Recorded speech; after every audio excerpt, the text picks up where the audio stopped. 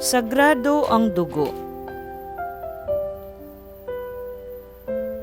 Sinabi ni Yahweh kay Moises, "Sabihin mo kay Aaron sa kanyang mga anak at sa lahat ng Israelita, ito ang iniuutos ko. Ang sinumang Israelita na magpapatay ng toro, tupa o kambing sa loob o labas man ng kampo, nang hindi dinadala sa pintuan ng tuldang tipanan upang ihandog sa akin ay nagkakasala dahil sa dugong pinadanak niya. Dapat siyang itiwalag sa sambayanan."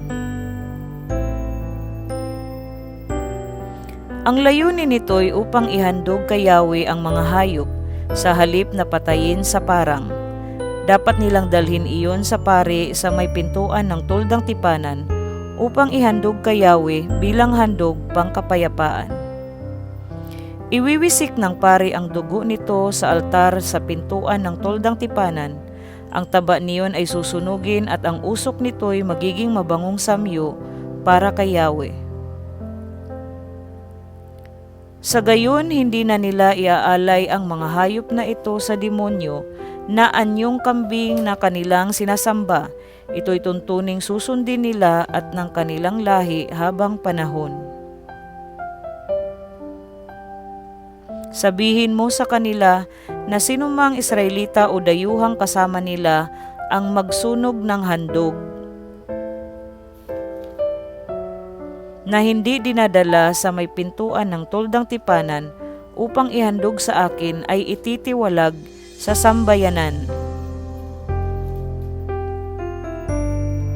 Ang sino mang kumain ng dugo ay kapupuutan ko at ititiwalag ko sa sambayanan, maging Israelita o dayuhan man.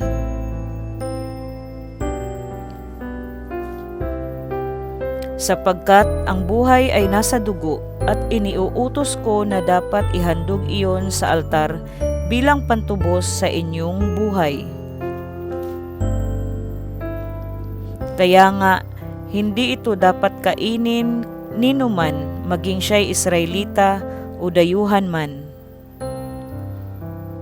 At kapag ang sinuman sa inyo, maging Israelita o dayuhan ay humuli ng hayop o ibong makakain, dapat niyang itapon ang dugo niyon at tabunan ng lupa.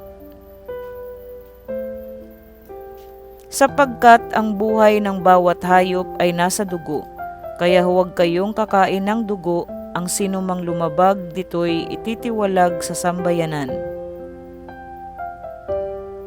Sino mang kumain ng hayop na namatay sa peste o pinatay ng kapwa hayop ay dapat maglaban ng kasuotan at maligo.